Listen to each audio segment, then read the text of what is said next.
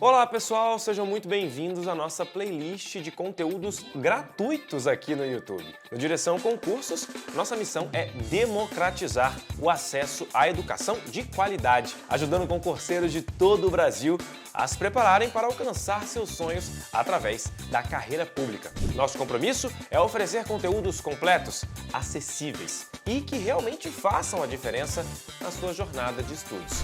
Nessa playlist, você encontrará uma seleção de vídeos essenciais para a sua preparação. Vamos abordar conteúdos fundamentais, com explicações didáticas, práticas, diretas, sempre com foco em otimizar seus estudos para o concurso que você deseja. Esse conteúdo foi preparado para garantir que você tenha as ferramentas necessárias para seguir firme rumo à sua aprovação. Estamos aqui para ajudar você em cada etapa desse caminho. Boa sorte e bons estudos! Olá pessoal, tudo bem com vocês? Professor Marcel Guimarães. Então, agora eu queria fazer uma atualização com vocês da parte de princípios orçamentários, alguns itens importantes que passaram a ser cobrados pelas bancas, principalmente pelo CESP, e conforme o caso do princípio orçamentário, é importante a gente fazer uma pequena atualização de conteúdo para que você tenha noção de onde que a banca tem tirado esses novos posicionamentos, para não parecer que é algo tão bizarro, embora seja bizarro. Bom, vamos lá então. Para a aula de princípios orçamentários, então este novo bloco da sua aula de princípios orçamentários, é importante a gente lembrar do princípio da unidade e totalidade. Então, o sentido histórico desse princípio é que a peça orçamentária deve ser única, um único orçamento, tradicionalmente a lei orçamentária anual. Tá? Esse é o sentido histórico do princípio. No Brasil, esse princípio, como a gente já estudou nesta aula, ele está colocado na Lei 4.320 de forma expressa. Então, princípios, a lei do orçamento, que é a lei orçamentária anual, tem que obedecer os princípios da unidade, universalidade e anualidade, beleza? Então, qual é o contexto disso aí? O princípio orçamentário, conforme eu expliquei já na parte teórica, ele foi feito para que a lei orçamentária anual fosse consolidada em uma peça única, tá bom? No Brasil, a aplicação dele significa o seguinte: cada ente governamental, União, todos os estados, todos os municípios, precisam ter sua única peça orçamentária, ou seja, tudo consolidado em uma peça só, que é a lei orçamentária anual. Como eu já expliquei também, esse princípio se aplica só à LOA, porque o sentido histórico dele, a Lei 4.320, na época só existia a lei orçamentária anual, não existiam PPA nem LDO. Houve uma evolução desse princípio na Constituição Federal, que passou a entender que a lei orçamentária anual compreenderia 3 suborçamentos, o fiscal, de investimento e da Seguridade Social, e aí a gente sabe que existe uma evolução do princípio da unidade, que é chamada de princípio da totalidade, porque é uma evolução do princípio da unidade, e esse entendimento é de que é possível a coexistência desses vários orçamentos, fiscal, Seguridade Social, investimento, desde que eles estejam sendo consolidados em uma única peça, de forma que continue sendo possível uma visão geral das finanças públicas, tá bom? Até aí nenhuma novidade, tudo igual ao que a gente estudou na aula. O problema vem a partir de agora. É só lembrar aí que o princípio da unidade e totalidade não foi revogado, desde que tudo esteja numa peça só, tudo vale, desde que esteja na LOA, é o entendimento da Constituição, então a Constituição está de acordo, o orçamento continua respeitando o princípio da unidade. E aí acontece o seguinte, tá? Esse autor, Valdeci Pascoal, no livro de Direito Financeiro dele, ele entende o seguinte: que o princípio da unidade está lá na Lei 4.320, no artigo 2º, ele reflete a necessidade da administração ter um único orçamento. E aí, na visão desse autor, e só dele, tá? Só ele entende dessa forma, ele acha que, com as novas disposições da Constituição, ele entende que o princípio da unidade não pode ser mais entendido como um documento único. Repito, cuidado, é uma opinião do autor, tá? Porque existe a previsão de 3 leis orçamentárias, PPA, LDO e LOA. E aí dos 3 suborçamentos, fiscal, de investimento e seguridade social, tá bom? Alguns autores, na visão deles, chegam a afirmar que diante do novo panorama constitucional, não mais existe o princípio da unidade orçamentária, a opinião dele, de novo, tá? A maioria entende que houve uma alteração do conceito da unidade que passou a ser entendido como totalidade e necessidade de inclusão dos 3 suborçamentos na LOA, aqui não é a nula, é LOA, lei orçamentária anual, E aí vem a parte enjoada para mim, e eu não concordo com isso, mas o autor entende o seguinte, que a partir dessa evolução, ele entende que é possível entender o princípio da unidade e da totalidade como uma harmonia, uma compatibilidade entre PPA, LDO e LOA. Bom, vamos lá, pessoal. Vamos entender um pouquinho disso aqui, tá?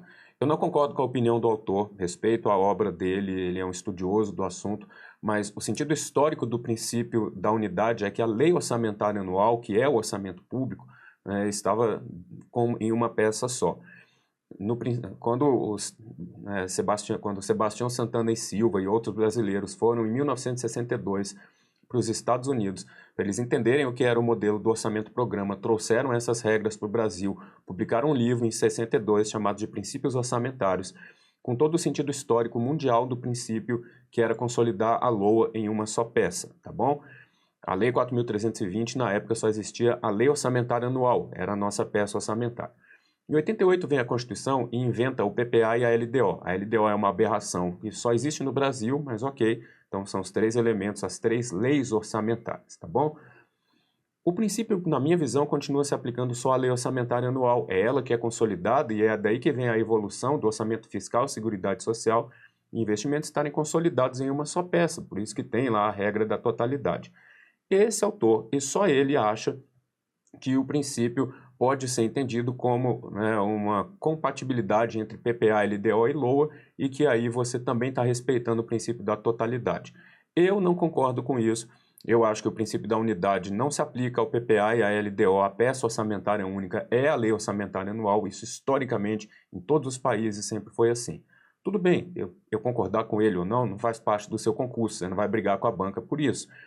Acontece que o CESP andou colocando em algumas provas que o princípio da unidade pode ser entendido como uma compatibilidade entre PPA, LDO e LOA e deu isso como certo. Então é por isso que eu trouxe esse novo entendimento para que vocês possam entender aquilo que está acontecendo com as bancas, já que algum examinador abre esse livro aqui de um autor que tem uma opinião única, que só ele acha isso, e vomita isso numa prova como se isso fosse uma verdade absoluta, tá bom? Então eu só estou trazendo aqui uma opinião de um autor que está sendo explorada, essa opinião dele, nas provas de concurso, para que você saiba de onde estão surgindo esses tipos de questão, tá bom? Bom, o que mais?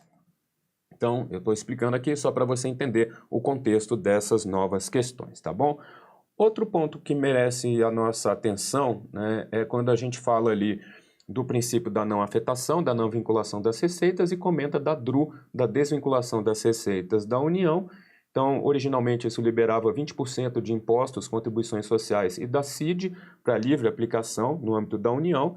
A gente estudou que essa emenda constitucional 93 de 2016, que liberava até 31/12/2023, 30% da arrecadação de contribuições sociais, contribuições da CID e de taxas no âmbito da União, e trouxe uma novidade que foi uma desvinculação de receitas no âmbito de estados, DF e municípios. A gente já estudou isso aqui.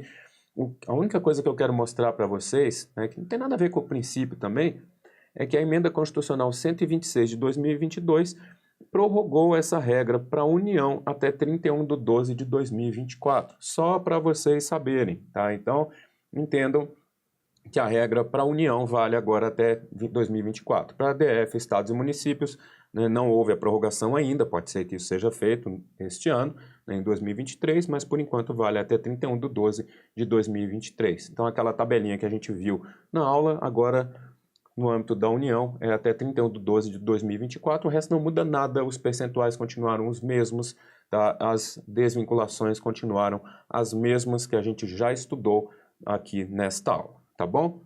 Outra atualização importante, e isso vai ser mais detalhado na sua aula de ciclo orçamentário, é que a gente tem as emendas parlamentares individuais, que são impositivas, e aí a gente teve uma importante, eu falei do princípio do orçamento impositivo, nesta aula aqui, e aí a gente tem uma importante atualização, que é a seguinte: a regra original dizia que na hora de você aprovar as emendas individuais, o montante era 1,2% da receita corrente líquida prevista no projeto. Na hora de executar, a base de cálculo era a receita realizada no ano anterior, 1,2% da receita corrente líquida. Em 2022, houve uma grande alteração disso aqui, e agora o percentual é de 2% da receita corrente líquida. Então, as emendas são aprovadas no percentual de 2% da receita corrente líquida, mudou o percentual, o número, agora é 2%, e mudou a base de cálculo, que agora passa a ser a receita arrecadada no ano anterior ao do encaminhamento do projeto. Tá? 1,55% para emendas de deputados, 0,45% para senadores, não interessa isso por enquanto, mas agora a base de cálculo não é mais a receita prevista no projeto, mas sim a receita arrecadada no ano anterior, e é 2% da receita corrente líquida. E é obrigatória a execução desses 2% da receita corrente líquida realizada naquele ano anterior, mesmo a base de cálculo para a execução, tá bom? Então, o que muda agora, gente? Antes a gente tinha uma base de cálculo, né, para previsão, né, para o planejamento, para elaborar, para aprovar as emendas, que era 1,2% da receita corrente líquida prevista no projeto de lei daquele ano.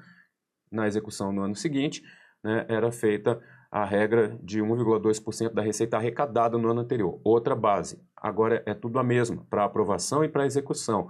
Qual é a base? 2% da receita corrente líquida que for arrecadada no ano anterior ao do encaminhamento do projeto de lei. Tá? Então, por exemplo, 2022, a gente aprova a LOA para 2023.